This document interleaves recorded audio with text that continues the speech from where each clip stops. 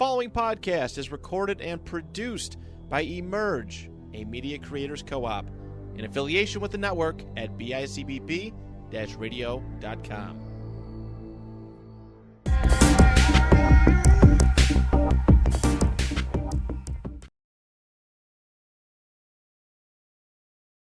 Two of the Big YAC podcast. It is I, Mike Pareto, alongside me as always, Nico Salambenny, and we have Ben Martinez, our newest member of the Big YAC podcast officially.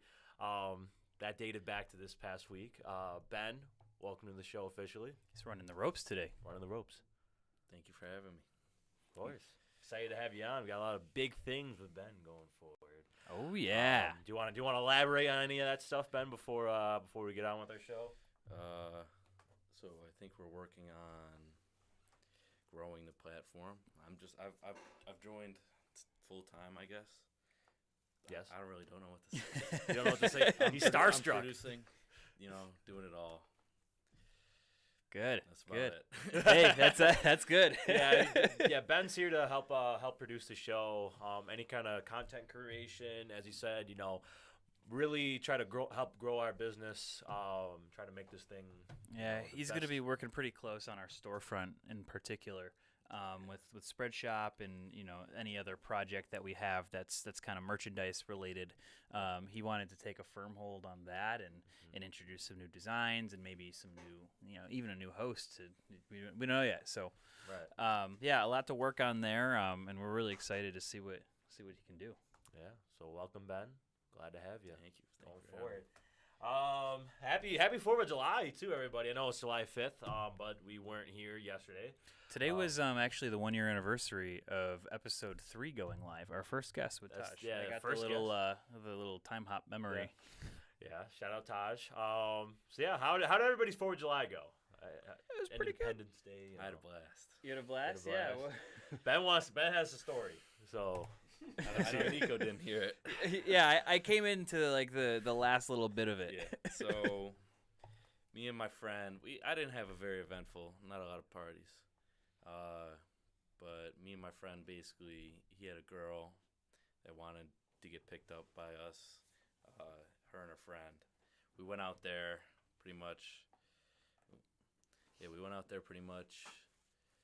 And when we got there, we were confronted by a lot of four drunk men. We were spinning around, messing with these guys. Spinning the block. They were drunk, and they just kept putting their hands in their face. I was confused. Yeah, They were putting their hands in their face. Yeah, they just kept covering. They were like, "Oh, jeez." No paparazzi, man. Yeah. But pretty much, we spun the block a couple times. But by the second time we went to go spin the block, they were already in their car, out to get us. So, they're going on, they're risking it all. They're risking DWI just to. With cars. Yeah, exactly. So they hit a crazy U-turn and start speeding right at us. And my friend, he's like, floor it. And I'm in if you know my car, I'm in a 2006 Toyota Sienna. It's yeah, you're flooring it. Soccer mom vibes. Yeah, it's a beater, all right. And they were chasing us for 5 minutes, and I stopped. I'm like, why am I letting these guys chase me? So I'm like, why are you guys chasing me? And they're just yelling at us. The girl's in the car. She said we're stalking them or something. I don't know. They sent us the Addy, so that was. They wanted to fight pretty much, but.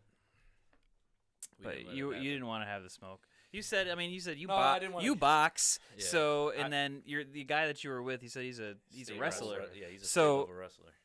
You didn't want to embarrass him. No, yeah, exactly. I assumed the guys or the girls probably linked up with some other guys. Didn't want to get caught flirting with many other men.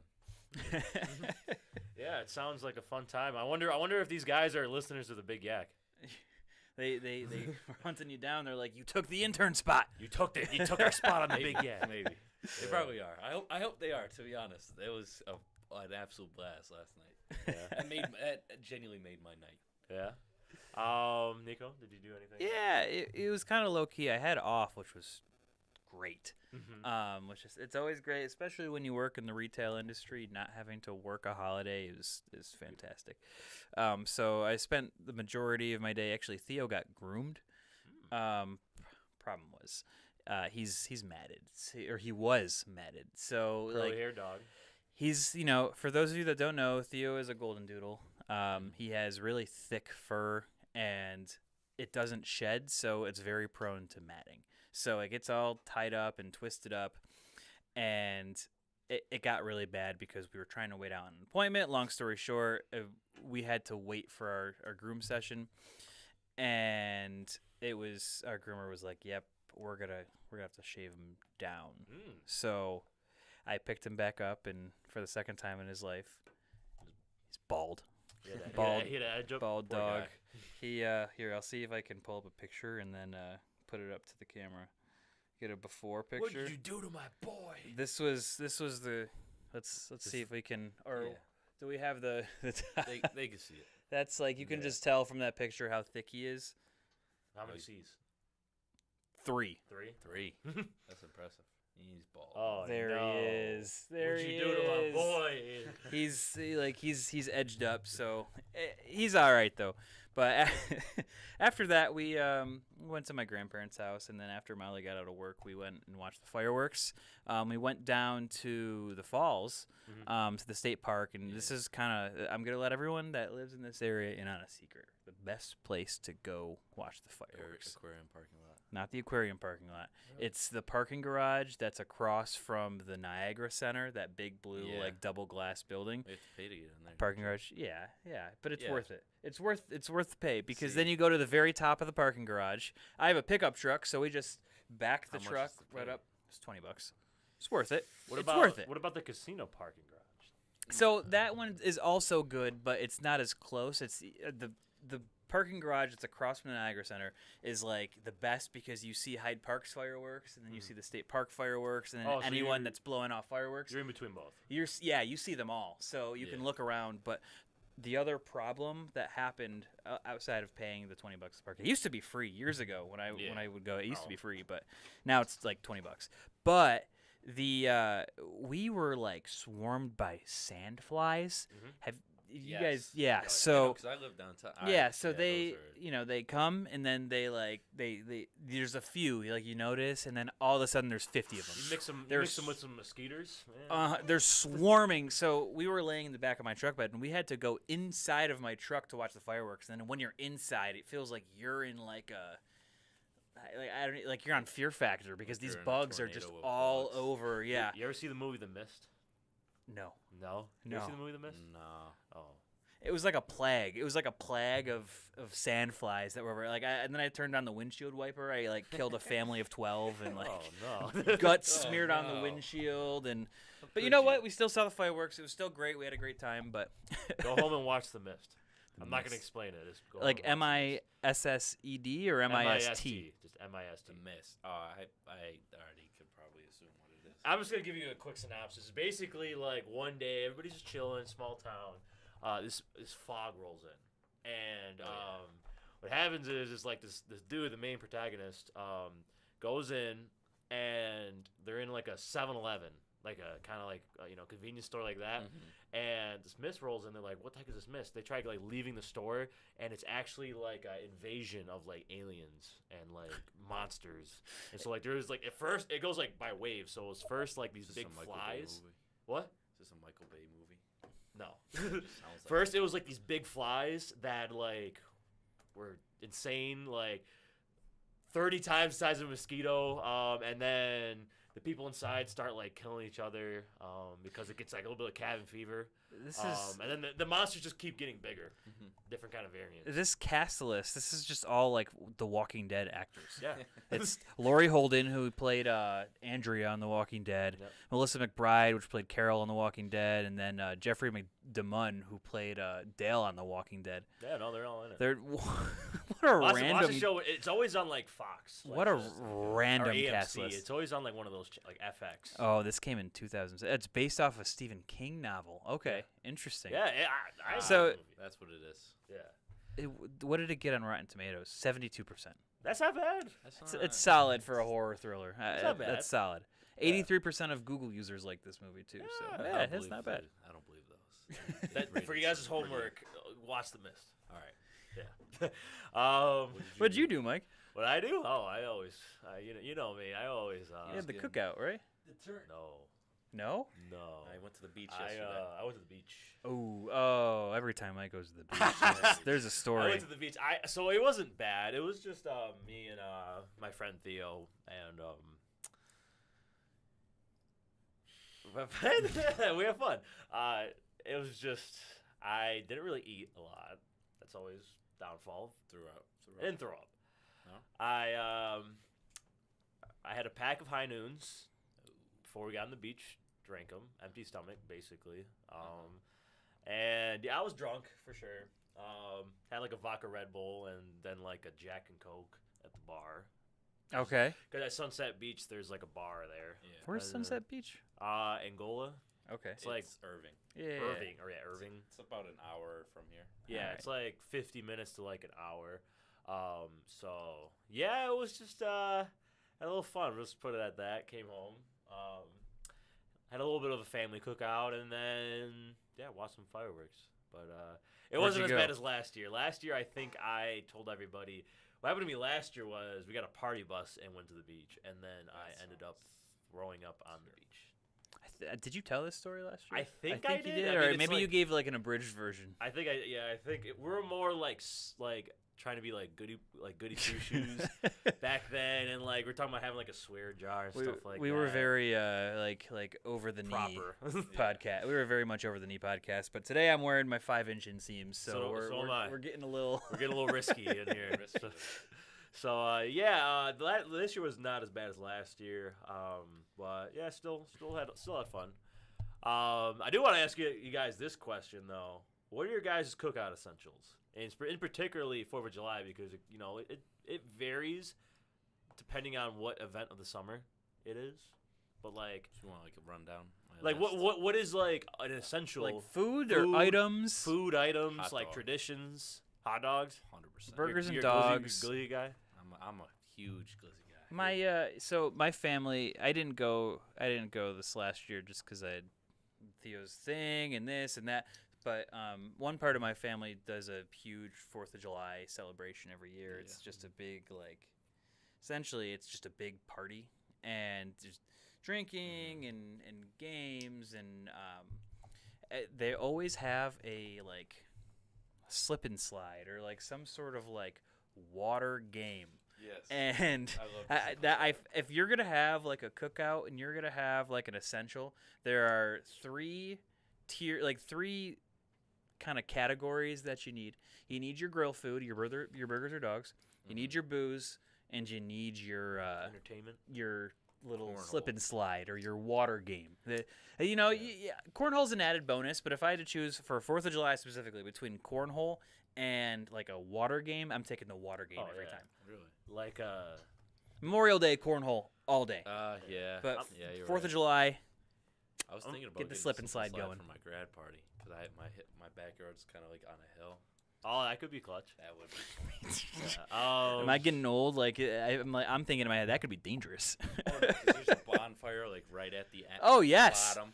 get some airtime, like get a little ramp going. Just get a little Oh, roasted. we could do that. I'm See? thinking about that because it could go like right into the garage. Mhm. Ooh. Just don't get hurt. We need you. Little. Ben's gonna come in with like a cast on his Yeah. arm and his Like, I'm and just his coming in leg. Full like- body cast. Hey Moreno, we don't need an office chair anymore because Ben's rolling in on a wheelchair. That you already had his chair. A freak slip and slide accident. Come in on like a stretcher. Yeah. Hey guys, I'm here. Don't worry. My hands still work. Yeah. I would have to say like some essentials. I mean, for me, like a cookout at my house consists of like going in the pool. Gotta be in the pool. Food wise, I mean, I'm a big burger guy. I love my burgers. I love ribs too. Ribs, that's solid, underrated. Yeah, That's very yeah. underrated. Ribs are good. It also depends on who's making the I like- food too. I like If you don't the got a soul certified food grill cookout. master on the grill, it could ruin a cookout. Yeah. I know. That's like true. That's true. my dad. You need a grill master. My dad's a grill master. That man can cook. So whenever we have a cookout at my house, he has to be on the grill. So if anybody else is on the grill, it's not coming out. Another quality. thing, corn on the cob. Corn on the cob. Corn on the cob and mac and cheese. You guys Mac are making and me cheese. hungry. I love mac and cheese. Yeah. Like the shelled mac and cheese. I'm about to go have that from Panera. It's kind of off topic, but you guys, speaking of corn on the cob, have you guys ever had like street corn, Oh yeah. Like- Oh. elicote? You know, Yeah, sweet, yeah, you yeah. know sweet corn. Mexican street corn is the colloquial name for it. No. It's like I don't even know how to explain it. It's Molly's favorite thing ever. Mm. Mhm. So if I look up I don't know, Mexican street corn. It's just like pimped out corn on the cob, right? Essentially, it's pimped out corn on the cob. Yeah. Oh, really? It's like you use crema, like Mexican crema. Yeah. You use all these different spices and cilantro and lime. It's almost like a taco on a corn on the cob. I want to try that now. Fantastic. We had a dip of it too. I forgot to mention that. This dip, it was you can get it at Wegmans. It was this little dip, and it was literally you could dip your chips in it. It was everything that you'd put on street corn, but as a dip. Top tier. Phenomenal. Top tier. Phenomenal. Trying to think what else. What about drink wise? I mean, I know Ben is underage. So yeah, don't drink. Ben withholds from this part of the conversation. I like a good Sprite. Yeah, there you go. Good Sprite, yeah. Water. Maybe it's a Water. Huggy or something. No, high C. I Yeah. see. Yeah. For me, so it depends. There's two different routes that you can have. If there's gonna be a community drink, Yeah. jungle juice. Jungle juice. Gotta have jungle juice on your 4th of July party. Hey, quiet over Hey, there. yeah. Come on. Apologies. For if I'm just opening something up, give me a twee. Like tweez? Give me a twee I'm not or a a twee guy. Spike The Arnold red- Palmer, The one red, of white, and those. blue ones. Hey, I'm not what the do you big know about those? I've just seen them at the 7 Yeah, He's yeah, observant. yeah. He's observant. Like they got the little American flag on them. Yeah, there you They have go. a red, white, and blue tweed. No, They do. they do. Interesting But it stuff. doesn't come out you have to buy the variety pack to get it. I think. Could be wrong. But I'm not a twee guy. Never been a twee guy. I only drink them if we're playing a game and we have a drink we're playing Flip Cup or something like that. Yeah. I'll drink it, but I'm just not a twee guy. Well, here's my thing. This is not an ad, by the way. I wish I was sponsored. I wish we were sponsored by Tweez, but I have a Twisted Tea snowboard actually.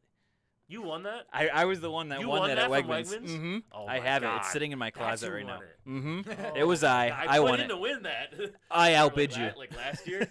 I paid $60 for it, but I have Yeah. it. I think my bid was Sick. 40. When I have a house of my own and I have the home bar, that thing is going right over it. Maybe I'll even make a put it- shot ski out of it. You know what you think? You know what I think?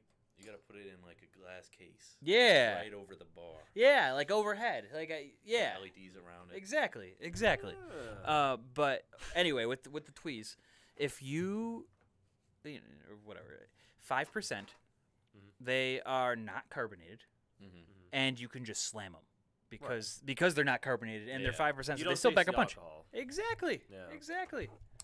Yeah, I mean, I do. I'm just not it must be just me not being the biggest tea enjoyer. That's That's fair. the thing. You gotta like That's the tea. thing. You gotta like. Yeah. Yeah, that is true. Yeah, I mean, I don't mind it. It's just not on my tier list. You know, up there. on Your the tier tier list. list. Yeah. Tier list. One more essential: Freezy Pops. Yeah. Do you do Yeah. you spike them? What's up? Do you spike them? I mean, they. Spiked Freezy Pops? Oh yeah, you don't know about that. They do have spiked Freezy Pops. Really? Yes, Mm-hmm. they do. do you spike 'em That's the with? thing. It's Vodka. yeah. I mean, I don't personally That's how we know you're a good kid. You don't know about the spiked Freezy Pops. homemade Freezy Pops. I don't, but I could. But I just might as well. If I'm going for the spiked route, I just buy them the Truly ones that they have. Mm-hmm. and they Truly sell. has Cutwater makes one, and they're 8% each. Goddamn. Yeah, Freezy Pops though are essential, especially because it's starting to get that July August heat sometimes, and Yeah. this past June. And it's only gonna get hotter. This past June was more of a milder June too, but this week it was the hottest. So hot. Yeah, hottest week of Earth's history or something like that. Because my room's fully AC, but not the rest of my house. I would come out of my room, I would just instantly start sweating. Yeah, it's bad. It's just terrible out. Yeah. It's just not enjoyable.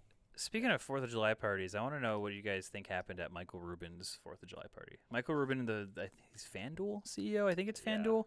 He hosted a party, and Odell Beckham, Joe Burrow, Tom Brady were some of the names in attendance. All the pop culture people. Yeah, and a lot of NFL players, a lot of this, a lot of that. CEO Fanatics, that's what it was, not FanDuel, Fanatics. But yeah, no, he hosts this party every year, but it was just kind of like odd because all the pictures were like flash, so it was all flash photography. So as a photographer, and actually you both know as photographers, You're when also you do a photographer. yeah, We're all photographers.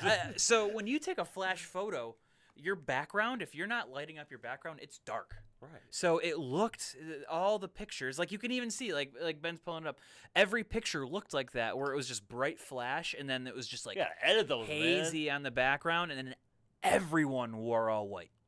Who's photographing this event? They need Someone that has like a very like niche style. I just like, if you're having all white on, you gotta like see, like there it is, like everything's dark, and they're all wearing white. Like, it looks like a cult meeting. There's a thing called on Adobe Lightroom. There's a thing called masking, so where you can like either do the subject or the sky. Mm-hmm. I think that's just a subject of you're not masking the pictures. They just hired amateur photographers. Amateur photographers. Should have hired us. I would have flew out there. Simply. I would have. Yeah. Simply. Anything going on in the world? Anything like NFL wise? I know, like in Vegas, there was a multi-billion-dollar event thing. The little sphere thing? So when I was in What Vegas, was up with that? when I was in Vegas in December, I saw it being built, and I was with my buddy Nick, and Doesn't it like we're pulsate? driving. We're like, what is it? And it's supposed to be like an event thing. They're gonna have like MMA fights, stuff like that. Yeah, the sphere at I don't the know Venetian if it's Resort. That's it. Oh yeah, no, Yeah. by the Venetian Resort. Yeah, that's what it is. And it's this. It's the weird, outside is like all like ultra LED. I don't know what. It's really cool. Right? Yeah, and it has all these different patterns. And so I texted my friend Nick. I'm like, "Yo, what is that?"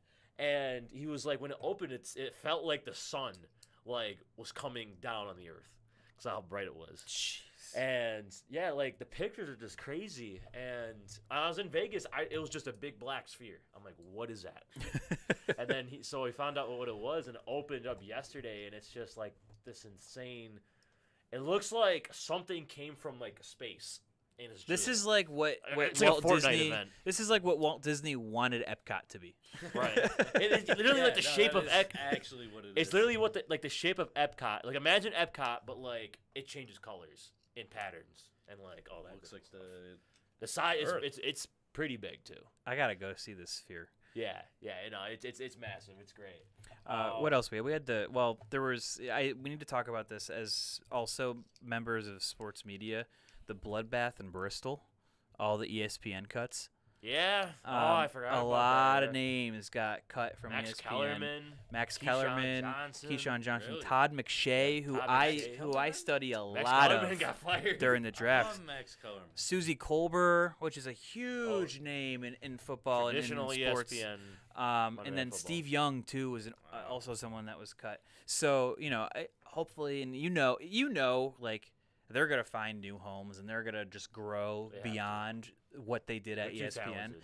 Max Kellerman. Awesome, fantastic people. Better Max takes Kellerman than already has a following. Todd McShay has a following. Keyshawn Johnson has all these people have followings. So you wish them the best, but it's just kind of interesting to see the direction that ESPN is moving. Yeah. It's Stephen A. And they still got Stephen A. Oh, I thought he got fired. No, he made headlines because he went on I don't know if it was like a vent, but He said he could be next. he right? said he could be next. Yeah, he was like, I can never be safe. But they got Pat McAfee coming. Really?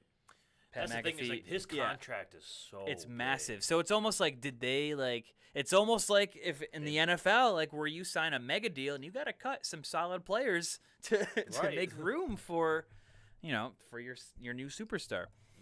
So it's kind of interesting to see, especially from like an NFL perspective, just huge names in this world. Jeff Van Gundy is another one that comes to mind. Yeah, NFL and basketball really got hit hard. Yeah. And like, and they're like who covers those sports, and it's like being a big Monday Night Football guy. Like I love Monday Night Football. Yeah. Some of those, like Susie, Right, God, exactly. Susie, man, she's such a good opener, Mm-hmm. and like that whole like the Mar Hamlin thing. Was that ESPN, right? Yep, that was on ESPN. Yeah, that was Monday Night Football. The way that that coverage was just right. it was handled so professionally, and she did a great job.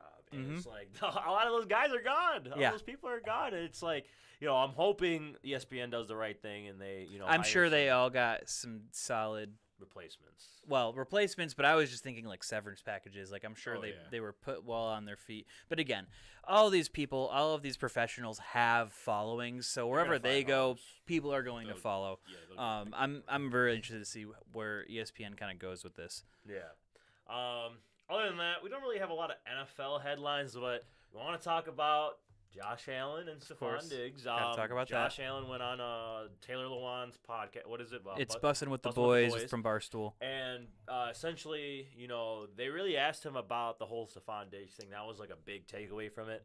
And I was listening to a lot of it on my drive home today. Josh, set the record straight. The media really, blew it out of proportion. But, it shines another spot. We talked about it. Sean McDermott set all this thing up, set the whole situation up very badly by his press conferences. Yep. And so Josh did a good job of, kind of deflecting it. And it was, him and Stephon Diggs. I had a good feeling. I didn't buy into the media blowing the thing out of proportion, but he basically just reassured everybody and.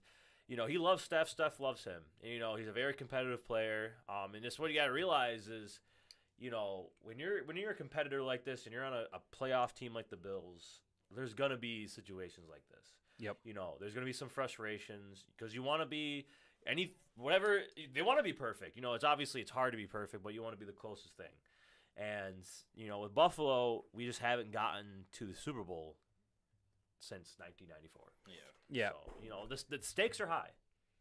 He here's part of the quote. He goes, "We're in mini camp. We're not playing a game for 4 months. He doesn't show up one day. He's still there. Coach asked him to go home. We were in talks and discussions trying to resolve some things, and it wasn't anything major." Mm-hmm. So kind of like what we were hearing, Josh kind of quelled it.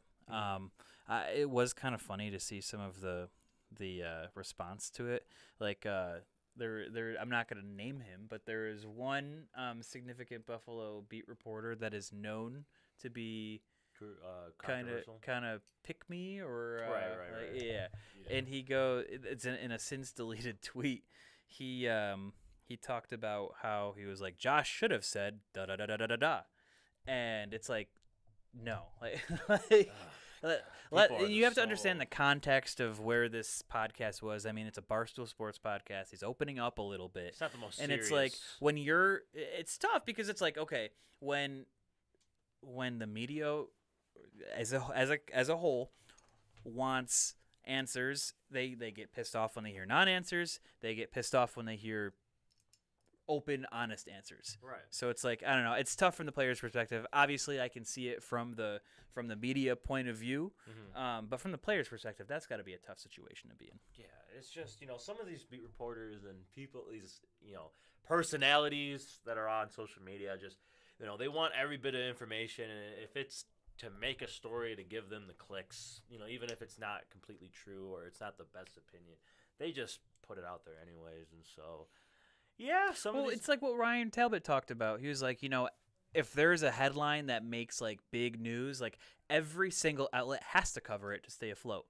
He was like, if there's a big signing, every single outlet has to cover it. If there's big drama, every single outlet has to cover it just to stay afloat. So I get it from both sides. I get it, but some people just put a bad twist on it. Right. You don't always report the facts. You don't always need to have your opinion on it. Yeah, I 100% agree. Lastly, for current events, I think we got to talk about Threads. Threads? Yeah. Twitter's dying. I don't know or it's already dead. I don't know. Maybe we'll leave the questions up to the. Is anyone in chat right now? Has anyone? Is anybody in the chat? No. Do we have D'Angelo in here trying to make trades? I was gonna say, is Twitter dying? Yes. Yeah.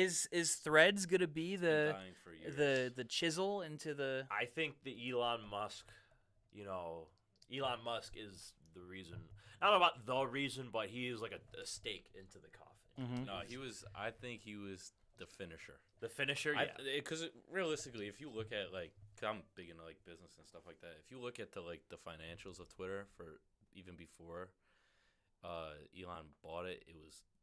That's why he's made so many like changes. Like they're obviously not good, like firing all those people, but like you have to do that to like keep Stay the company afloat. Yeah. Like because that company was just hemorrhaging money, like Yeah. billions of dollars a year. So I think it's been on the decline. I mean, I don't think it had a single year where it made money. I think it lost money every single year. Which is crazy to since its think about founding. because it's like Twitter is one of the biggest. I mean, like world leaders, celebrities, Exactly. your family, like everyone is on Right. Twitter. I just think it's it's just it hasn't made enough like good changes to keep up with some of these competitors. Yep. Hence where we're going with this. Threads is an app created by I think it's Meta. It's Meta, yeah. It's Meta, it's the Meta, the conglomerate of Facebook and Instagram. Yep. And that being said, we are shifting I don't know about shifting our focus, but we're adding another piece to our social media arsenal. So Threads literally just came out an hour ago. So everybody who's watching or is going to watch, please give us is it a follow? It's all following. It's following? Following Okay. just like Instagram. It actually looks a lot like Instagram. The platform is pretty sleek and like really simple, which is nice. Right. It's not sophisticated. It's pretty much like a baseline of Twitter. So shout out to everyone who has already started following us. We have 7 followers now. Shout out. So the cool thing that Instagram did, because they're marketing it Threads, an app by Instagram. It's under Meta, but it's really like Instagram's partner. So you can import all of your info on on Threads from Instagram. Right. So right before we went live, I just imported everything, and then there was this cool thing where you follow all of the people that you're following as soon as they make a Threads account. So as soon as they make one, it'll like prompt you to follow. Like you'll get a notification that they followed you, and it'll prompt you to follow them back. Right. So I went and did that, and we've already had people that are shifting and 7 followers in the first hour. Let's go. So yeah, it's not like we're deleting our Twitter or anything like that. We're still going to be on Twitter, but as of right now, we're going to take advantage of this Threads thing. So follow us on Threads, everybody. Eventually, we'll start to have some more layered content, some exclusive content, and you'll see it from our Threads social media. Yes, sir. Yeah. Yes, sir. So that's Threads. Give us a follow on Threads. Moving on to the rest of our show, I want to. This is a segment that was brought to us by a fellow friend, former coworker, Chris Angursky. If you're watching, Chris, shout out. Thank you for this idea. He pitched it to me the other day at work, and I really thought about it. I was like, this is going to be a good idea. So basically what we're going to do is it's an AFC to NFC kind of like a swap. So swapping out a fringe contender, playoff contender from the AFC, because the AFC, if you compare it to the NFC, it's, The way AFC more was stacked. superior. It's superior. The last few years especially. Yeah, it's superior. So what we're going to do is we're going to take out a fringe playoff contender from the AFC, and we're going to swap it with the last place team of each division. So we're going to go Pittsburgh, swap it with Chicago, Jets with the Commanders, Tennessee with Atlanta, Las Vegas with Arizona.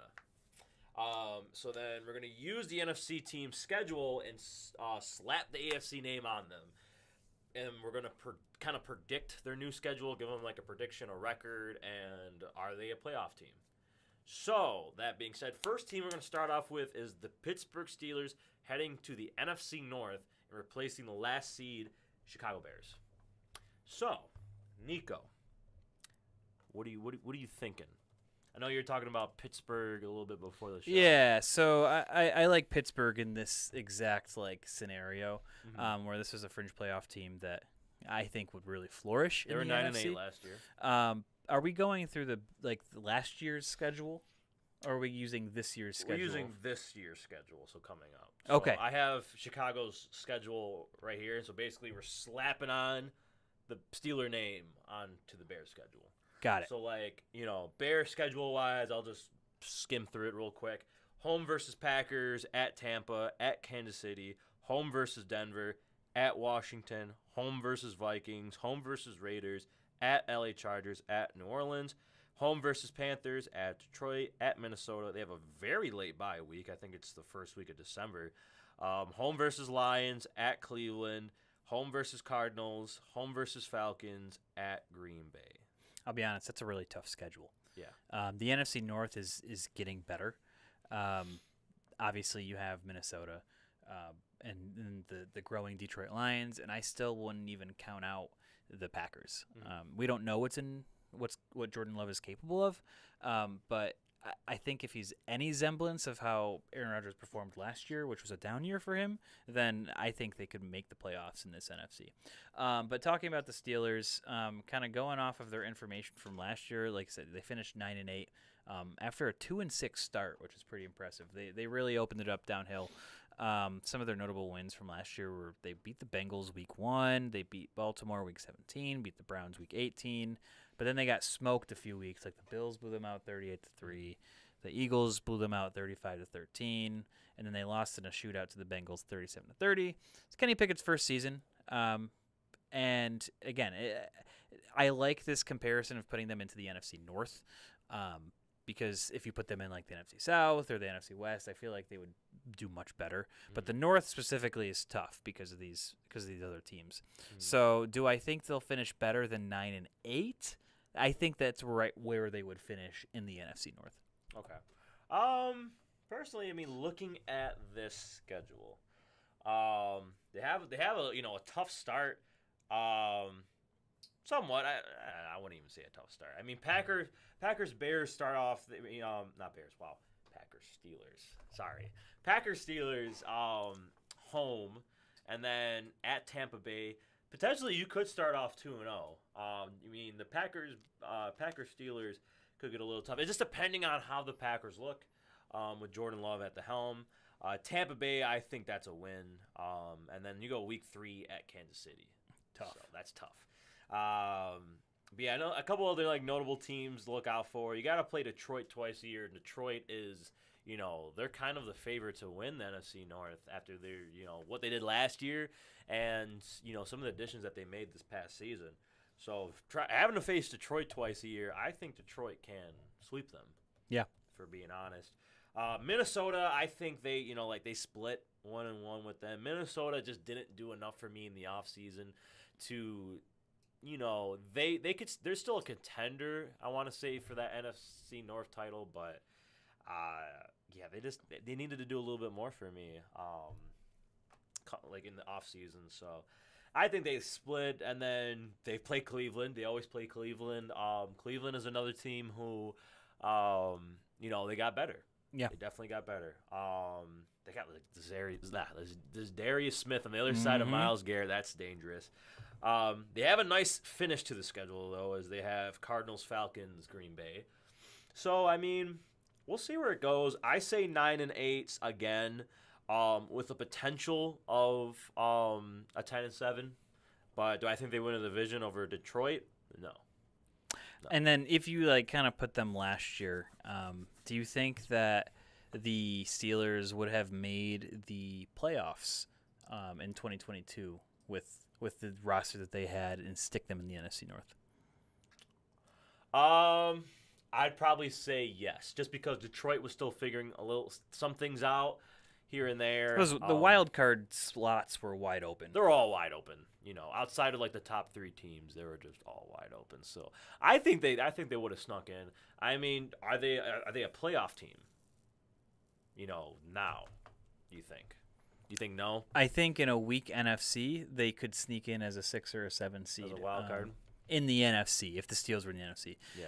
Will they make the AFC playoffs? Probably not this year. I'm going to say no to the AFC playoffs, but NFC playoffs, yeah, I will say that.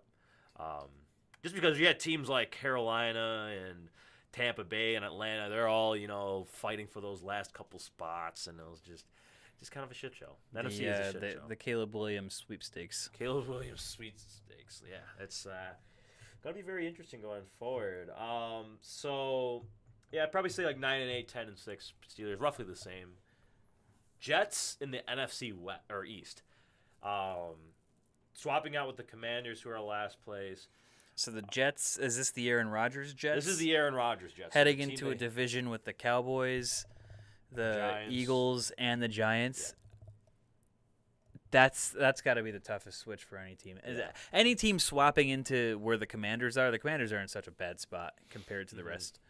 Or maybe not. Maybe not. Maybe the Eric Bieniemy and Sam Howell show will spark some Jets and Jets in DC. Right. But no, I think that this is another situation where I think they finished with the same record that they had last year. I think were they 8-9 last year or 9-8? They're 7-8. 7-9. The Jets were 7-9. No, 7. Let me fact check this real quick. Jets record. They were 7-10. So 7-10. I don't think that they do much better because again, that division, that's 6 games out of the year. I don't think they have a winning record in the division. Mm-hmm. I'm gonna give them. I don't know. I mean, are the Jets better than the Giants? Do you think? I think they're about even. They're about even. Even the Aaron Rodgers Jets, I think they're about even with the Giants. Yeah, I just don't think they're really touching. I think they could get a win on Dallas, potentially, but I think they get swept by Philly. So I mean, taking a look at their schedule. So say if they had the schedule, say they split with the Giants, they split with the Cowboys, they get swept by Philly. You know, it's decent. This is their schedule. Arizona at home, at Denver, home Bills, at Eagles, home Bears, at Atlanta, at the Giants. Well, these are actually a lot similar because the AFC East faces the NFC East this year. So some of these schedules are going to be pretty similar. Yeah. At New England, at Seattle, home versus the Giants, at Dallas, home versus Miami, bye week. At Los Angeles, at the Jets, San Francisco, Dallas. They have San Francisco. So I don't think, they, again, would go from being a fringe playoff team to a fringe playoff team. That just at that the Commanders, because they're yes, the Jets, yep. They're a fringe playoff team regardless, just given that strength of the division. Mm-hmm. But I don't know. That one's tough to call. They got a tough end of the schedule. I mean, their last 6 games are Dallas, Miami, bye, Rams, Commanders. That's a little break there. Then Niners, Cowboys. I could see them, potentially having a couple wins to start off the year, but then 8-9. I'm gonna go 8-9. 8-9. 8-9 or the same record, 7-10. They that's kind of a tough schedule. You know what I mean? I don't think I think they kind of stay the same, like in terms of placement. I think in the AFC East they finished 3rd, instead of 4th this past year, and then in the East I think they're 3-4. Are they better than Giants? I don't know. It's even. It all depends on how the season goes. I mean, Giants could be without Saquon Barkley. We don't really know. Yeah. Because of his contract situation. And, I mean, the NFC East had the easiest schedule last year. So we'll see what they look like this year, the more difficult one. Moving on to Tennessee swapping with Atlanta. Tennessee was a division leader, in the last couple of years, but last year they started falling off. They finished 7-10, which is 3rd in the NFC South. They're just Tennessee was an interesting choice. I wish you picked the Colts. Yeah, the Colts. Well, the Colts are they're more promising. Yeah. Promising with the future. I mean, do you want to make the swap? No, you have it. Yeah, you have it. So Tennessee, I mean, they have potential to be a playoff team. It's just last year everything just kind of fell apart on them. If you take a look at the quarterback play was lackluster to say the least. Yeah, so we don't really know what's going on with Malik Willis. They're 2nd in the AFC South, my bad. We don't really know what's going on with Malik Willis. It's like he's showing signs of improvement, but he's also, like, some reports are saying that he's, like, nowhere close to Well, now they have Will Levis too, so Yeah. it's like I think they've already moved on from Malik Willis. Yeah. Ryan Tannehill's just not it anymore. I don't know. It's just he had it going. The offense was really suiting his needs, but it's just I think they're figured out. That and he's getting older. And he's also getting older too. I mean, he wasn't even really like a top quarterback to begin with. He was just kind of like a game manager. At this point in his career, I think he's a priority backup quarterback. Journeyman, part of his career. Yeah. Yeah. So if we were to swap them with the Atlanta Falcons, kind of funny because their OC of a couple years ago is now the Atlanta head coach. He can tell you all about it. Yeah, he can tell you all about it. So taking a look at Atlanta's schedule, first 3 games, home Carolina, home Packers, at Detroit. I think they lose all 3 of those. Yeah. At Jacksonville. Loss. 0-4 right there. Tough start. Home versus Houston. Let's say they squeak a win out. I think they can squeak a win out. Washington. That's up for grabs. Let's give them the win. They're 2-4 now. At Tampa Bay. All right, 3-4. I'll give them that. They're feeling themselves high on a 3-game win streak. Yeah. 3-4. At Atlanta. They do face. You know what? I'm gonna say they lose that one. They lose that one. Yep. 3-5. Yeah. Minnesota, Arizona, bye week. Minnesota, Arizona. What is I it? say they lose to Minnesota. They go 1-1 in that little. So where does that put them? Like 4-6. 4-6. Yeah. Bye week. New Orleans. 4-7. 4-7. Jets. 4-8. 4-8. Tampa Bay. They're not going to sweep Tampa Bay. 4-9. 4-9. Panthers. They're not going to get swept. 5-9. 5-9. Indianapolis. 5-10. 5-10. Then New Orleans. 6-10. I think we're missing a game, so they'll be 6-10 or 5-11 or something like that. I'm gonna go 5-11. Or 6-11 now with 17. We missed a game somewhere, so 6-11 will be my guess. 6-11. They're a top 10. They're a top 10 draft pick team. Yeah. So 6-11. They finished 7-10, so they get one game worse. They're entering the Caleb Williams sweepstake. Let's roll the dice on another quarterback. I think even if they in the AFC, it's going to be even worse. I think they can potentially be a 4-win. I think that they're going to be. I think they, given their situation, I think they throw Will Levis out there early. Those quarterbacks are going to make it and a I quick think appearance. that makes for a top 10 pick, kind of like how the Bills went with Josh Allen early and ended up having a top 10 pick, ended up using it to draft Ed Oliver.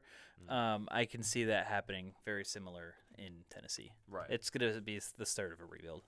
Yeah. So, they get one loss worse than last year, and then if they stay in the AFC, we think. I think it's even worse. Yeah, it's even worse, like another 2 losses. I think they could be. I think honestly, like given their actual schedule this year, they are in contention for a top 5 pick. We ran through their roster. Their roster is just galvanized. They just didn't really make any big improvements. I just don't have any. I don't have any words for them really. They're shunned. You're put in the corner of the Derrick NFL. Henry and a cast of Derrick Henry's stiff arming. There's everything else, just trying to keep them alive. Derrick Henry. You love Derrick Henry. Say it, boy. He's my favorite running back. I think. Yeah. He's up there for me. Yeah, no. When healthy, just when he's cool on the dude. field, he's one of the best. He's a dog. Dog. Dog. And then lastly, we have Las Vegas going to the NFC West, swapping with the Arizona Cardinals. Arizona was abysmal last year, especially with the Kyler Murray injury. Cliff Kingsbury, obviously got canned. So, things were not looking pretty right now. Not looking pretty at all either. And then Las Vegas, they're not a bad team, but they're in a really tough division. They went 6-11 last year, third place. I think Chargers and Chiefs are way, way better. I think them and Denver are going to compete for that third spot in the division. We'll see. But we're going to choose Las Vegas, and they're in the hunt for some time, but they quickly fizzled out at the end. So putting them in Arizona's shoes, they start off at Washington, home Giants, home Cowboys, home Niners, home Bengals, at Niners, home Bengals, at Rams, at Seattle, home versus Baltimore, home versus Cleveland. So that's half of the schedule. I don't know if they win 4 games there. Yeah, I think like they beat Washington, maybe.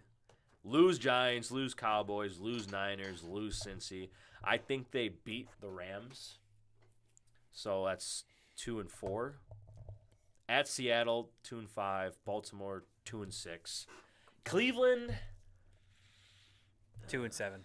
2-7. Yeah, Cleveland's on the up. And they're at Cleveland too. 2-7. 2-7.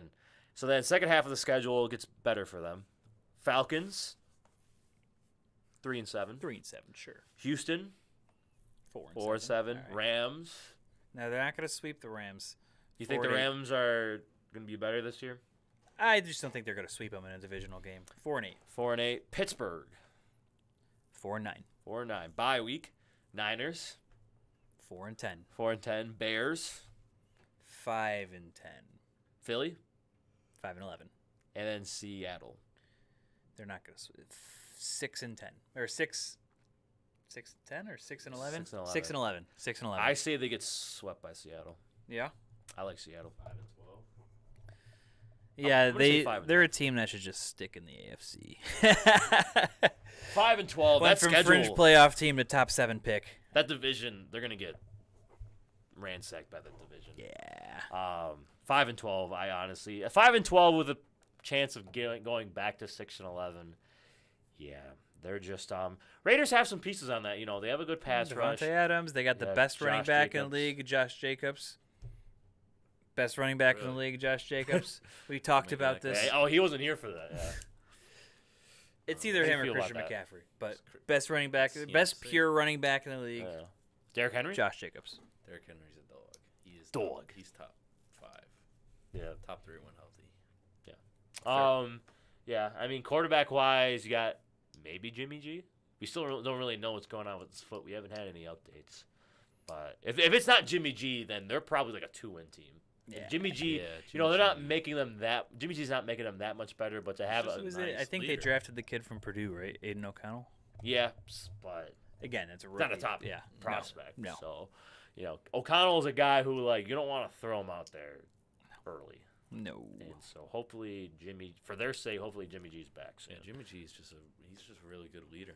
He's a good leader. He's a in the good locker game room. manager. Yeah. He's accurate. He's pretty. He's pretty He's handsome, a man. very He's a handsome good man. face for Vegas. He's a handsome man. I hope he doesn't get torn up in Vegas. Yeah, let's hope not. Let's hope not.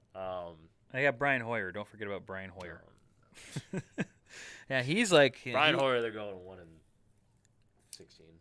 He's the gift Giving that him keeps a on win? giving. Really? They're giving him 1 win. And Against that's who? going to be He's 37. Brian Hoyer? Yeah, he was born in 1985. Goddamn. Future is now, old man. Man. I give them 1 win if Brian Hoyer's the quarterback. Against who though? Who? Who would you give it? against? Probably the Broncos or something. I- They'll have I- like some yeah. random. I'd say they beat like Chicago, maybe. Chicago. I don't even know. Maybe I'd probably say Houston or Chicago. Or depending on the Rams, if the Rams, get back into disaster mode, like they fell apart again, then Rams. But yeah, no, right now I say they're a 5-12 team. Given them being healthy. Moving on. So that was our segment, AFC to NFC. Shout out Chris for giving us that recommendation. I want to talk about your fantasy graphic. Okay. So you did start, bench, cut, Diggs, Cup, Tyreek. Yes, sir. What is your personal opinion? I know you commented it, but I don't. So really comment. I'm starting Hill. Mhm. I am benching Diggs and I am dropping Cup. Dropping Cup.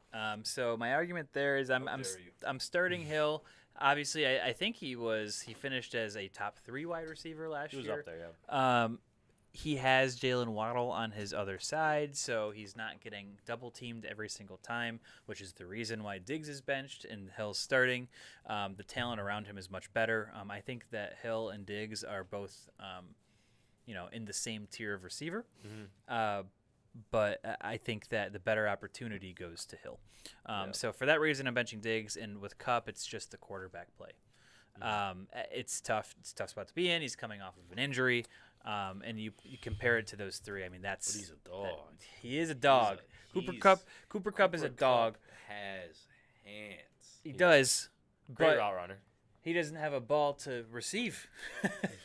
And that's the thing. We did top 5, top 10 receivers, and Cooper Kupp was like barely on our list. Yeah, he's No, like we right have- outside of it. Yeah. Do you disagree, Ben? Who's your start bench cut? Between who? Tyreek Hill. Stephon Diggs, Diggs. Cooper Kupp. Diggs. Ooh. Yeah, this one makes you think Diggs a has little bit. such, he's always consistent. He never gets hurt. But Yeah, where's Josh he Allen been? throwing the ball. What? Where's he been? What do you mean? Where has he been? He's been missing. What do you Hasn't the- mean? Hasn't the media been saying he's missing or something like We that? did talk about that. Yeah, that's But what Josh cleared it up. He's gonna be fine. Yeah, but what if he's just doing damage control? What if it's Now we're getting into conspiracies Now we're. here. I'm just saying. I'm not a sympathetic Are believer. you know? putting fuel to the fire? No, I'm not putting anything. to Stirring the fire. pot. All I think is you shouldn't instantly jump to the gun and say no, nothing. Everything's Okay, fine. that's you know? fair. That's fair. So, Cooper Kupp, man, I would take him over Stephon.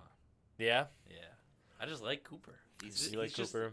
So are you starting Cup or are you No, you're benching him? No, he's benched. So you're Yeah, Tyreek Tyreek start- Hill is just he's just too good. So we all had the consensus of Tyreek starting. Yeah. Yes. Okay.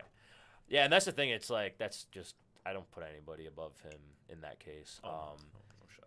Diggs and Cup. I mean, Diggs is the consistency. I feel like is there. Better quarterback plays there. Yeah. I personally, I don't know. Are It's we just talking about overall, or are we just talking about pure like I'm talking fantasy football. Fantasy yeah, football. If you just take a wide okay, yeah, no. in fantasy. I I'm would going take Diggs. over, yeah. Yes, that's what we're talking about. It was a fantasy Okay, I got you, start I got you. start bench cut. I'm going Diggs bench, cut Cup, and give me a healthy season. Cup replicate something close to what he did 2 years ago. Then yes, but Diggs last 3 years, man, is putting up some special numbers. We're not trying to be biased here. Sounds like you're biased. We're not trying to be Me biased. personally. If we were biased, we'd be like Diggs won. Yeah. Yeah. With Cup, I mean, no, you still have sanity. well, yeah, still some You're sanity. just being biased with sanity. You could be like some of those other people. Yeah. I just think Diggs is the more consistent, the more safer pick. I will say it. We talked about Cup. I just don't like the state of the Rams right now. Yeah. Matt Stafford. I don't know if he's gonna be playing a full season. We don't know. Cup also was hurt. I mean, it's just more of like, is that offense going to be better? I mean, right now the offense for the Rams to me is looking like they're very reliant on Cooper Kupp. And if Cooper Kupp isn't, out there, it's not looking good. I think he'll be. Yeah. He's the type to be there first. Yeah, but you just need. I need Cam Akers to step up as a running back. Yeah. They need to utilize more guys like Tutu Atwell. Yeah. Like guys like him. Ben Skoranek was like their leading receiver. I'm pretty sure last year. Like it's just, I don't know. I just don't like the state of the Rams They right just have now. underutilized pieces. They do, and the Bills do too. But with the Rams, it's It's worse. just a matter of the coaching situation. Yeah. I think if they get a solid coaching staff there, they have. I mean, I like space. McVay. I think under McVay more than the coordinators. Oh, like outside Yeah. of McVay, yeah. Yeah, that's what I'm. Yeah. Although McVay does call the plays on offense. He's But I think if you just have a better offensive mind under him, right. it kind of I see what you're saying. Yeah. He's a.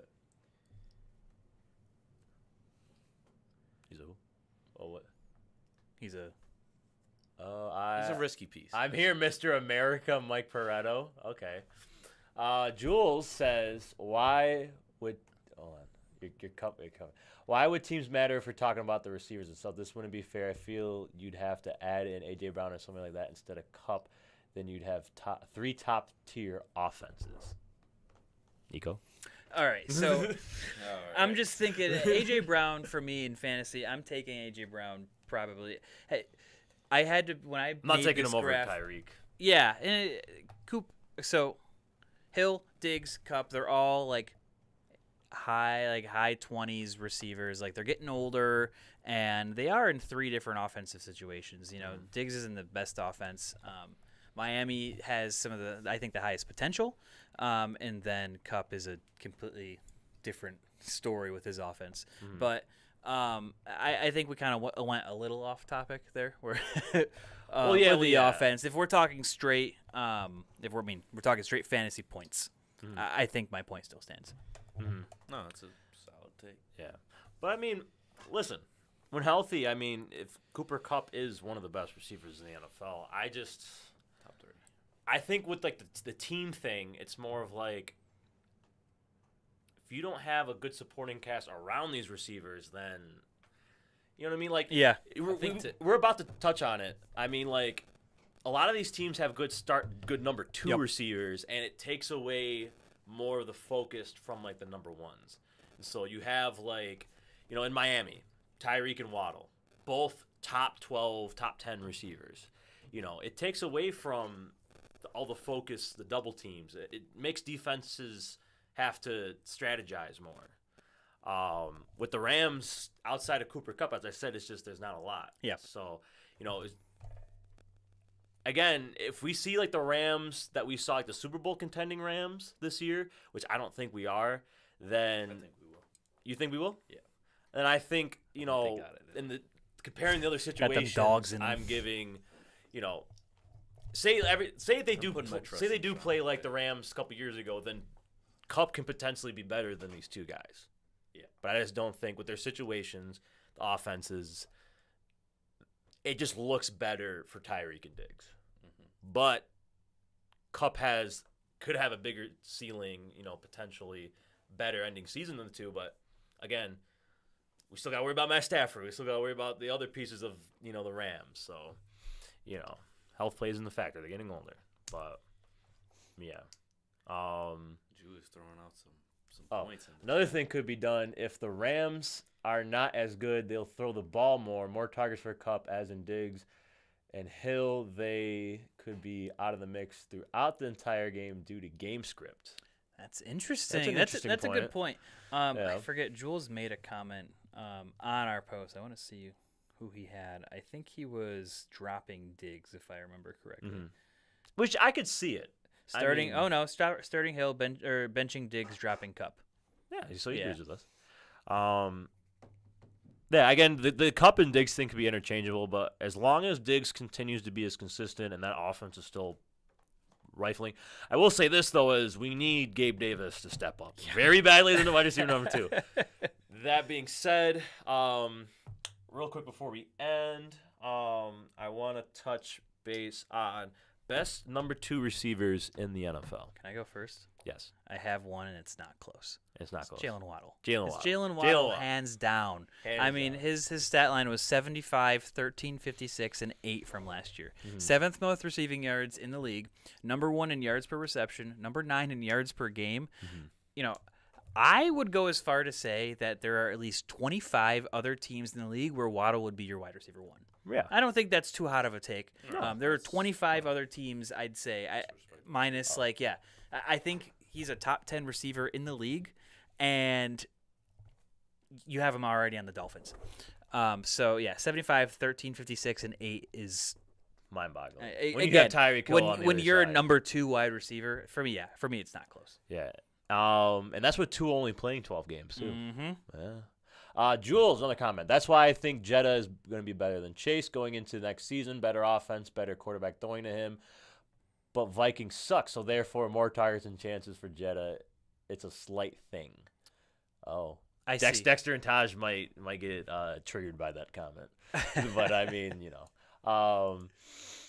I agree. I think they both have – Chase has the potential to be up there. But, the thing about Jetta is, he is generational.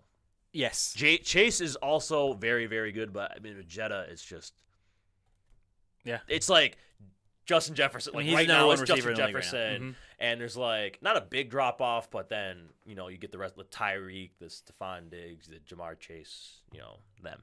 I completely agree. Jalen Waddle, best number 2 receiver in the NFL. If you had to put him in a do you think he's top 10? I think he's a top 10 receiver in the league total. Yes.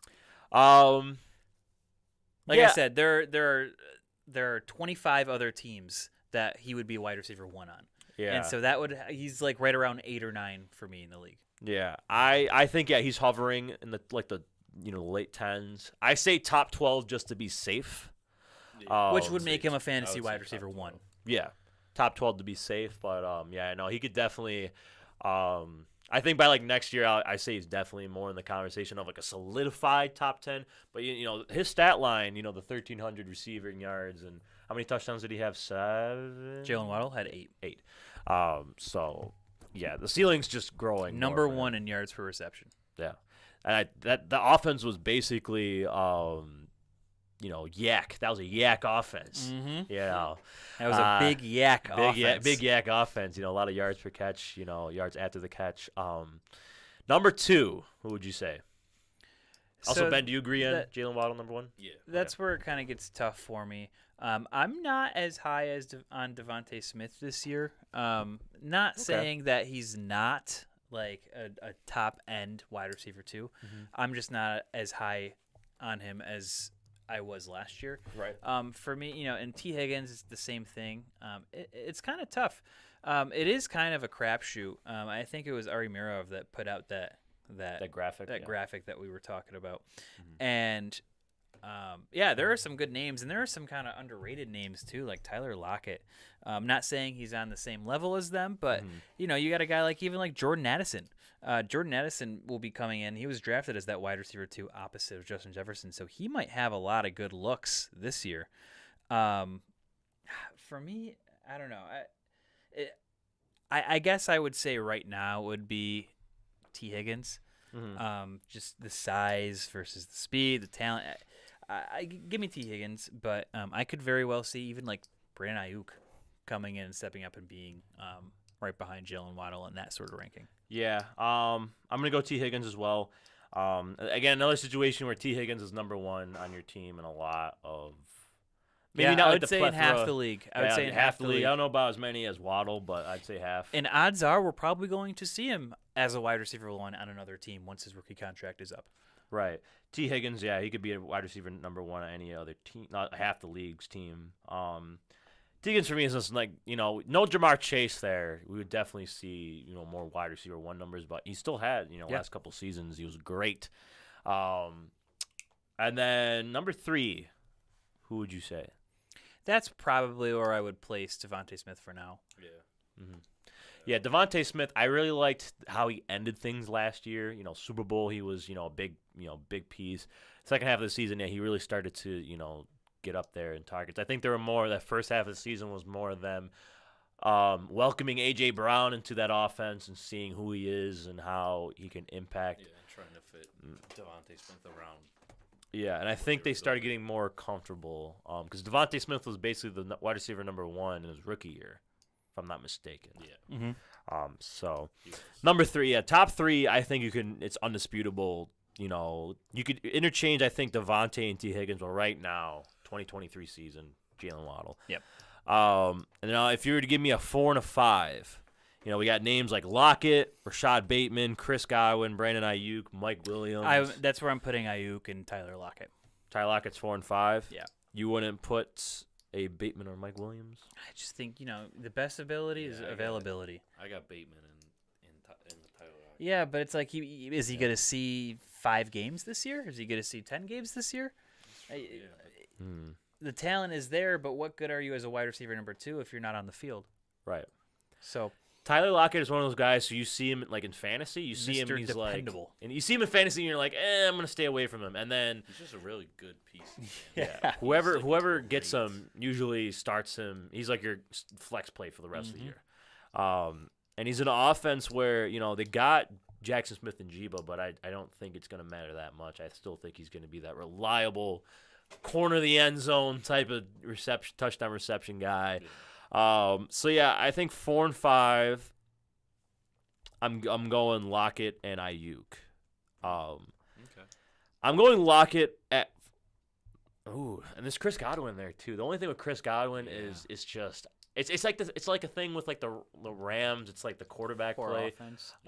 Poor offense. You But hate the Rams. I don't hate the Rams. I don't. But like the Tampa Bay offense, you have Baker Mayfield and Kyle Trask as your potential quarterbacks. It's not gonna get.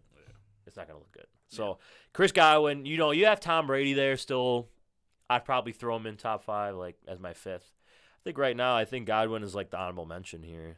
Him Bateman and Mike Williams him Bateman and Mike Williams are like my honorable mentions, and then I got Locke and Ayuk. Ayuk had a really good season.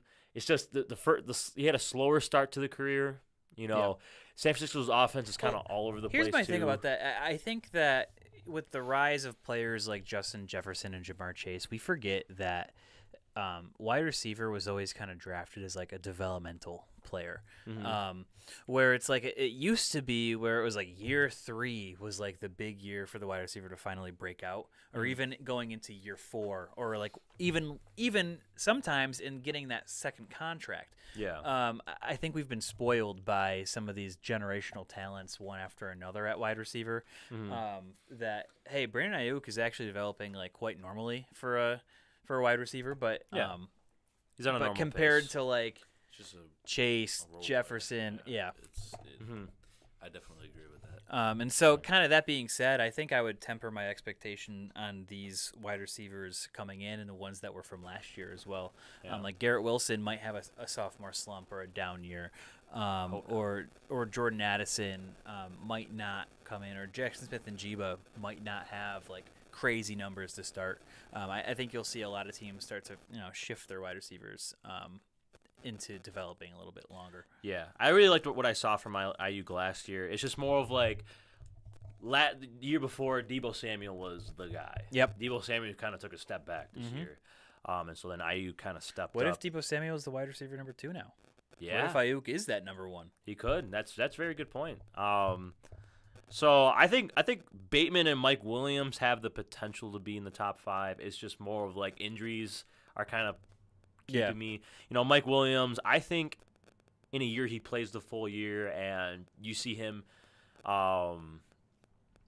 he's damn near like the wide receiver numb at some point. At some point because of Keenan Allen's injuries. So Mike Williams for me is I just need to see a little bit more from him. Yeah. Bateman just needs to be on the field. I think once we get a full season from Bateman, right. I liked what we saw from the first couple of games from him this past year. I think potentially he can rise up the boards, but Chris Godwin's in years prior would be top 5 for me, but I think right now with the emergence of Ayuk and Lockett's consistency, I think those are the 5.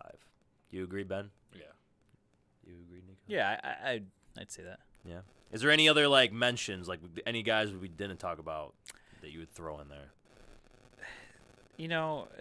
I think a mention might be Brandon Cooks now that he's opposite of CeeDee Lamb.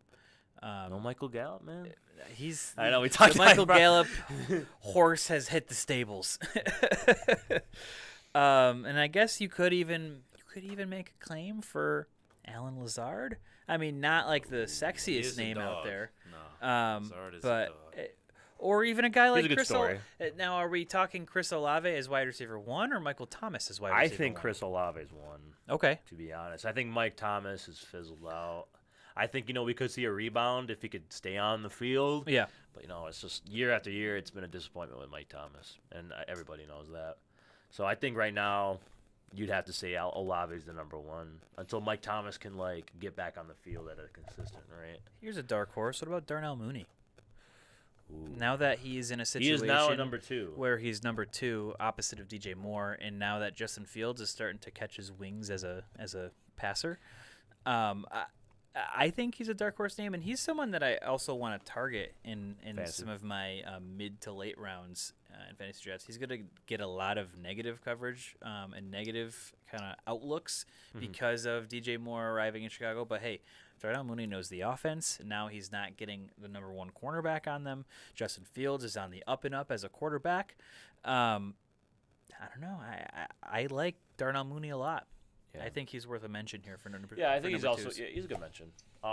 It's just more of I just want to see Fields more as a passer. I got one more. Yeah. Is Calvin Ridley the wide receiver 1 in Jacksonville? I'm gonna say no right now. I think Christian Kirk currently has it. I liked. So then there you go. Now you got to talk about Calvin Ridley too.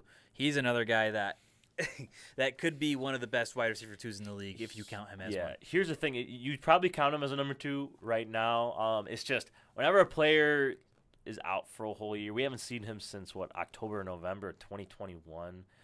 There's going to, they say there's no rust, but I bet you there's probably going to be a little bit of rust. So 100%. Yeah, so and that's the thing. I talked about it with Jules in our group chat earlier, because Dexter sent me a trade for Ridley for Addison, and I said no. Ridley is risky. He is risky. So right now I'm gonna say he's a 2, but I wouldn't. He's a consideration, because there's a ceiling, but right now no. So. All right. Yeah, but that's gonna conclude our show tonight. We got a lot of big things coming. We got Threads coming up. Follow us on Threads. Ben, as we mentioned, is going to have a big piece going forward. And hopefully we get some good stuff before he goes back to school or goes to school. Yeah, I guess. Don't get swallowed by Brockports. There's a lot of bad things happen at Brockport. It's Bonaventure, right? No. Or Brockport? Brockport. Brockport has the highest STD rate. Fake. It's fake news put out by. It is an actual thing or no? No, that's not real. Oh, I don't know. I heard it. You got. Everyone does say that, yeah. Yeah. I know when I first told him I was going to Brockport, he was like, "Oh my God, they have the highest STD rate." Blah, blah, blah, blah, blah. I heard it before. That's what Same thing with my friend Cam.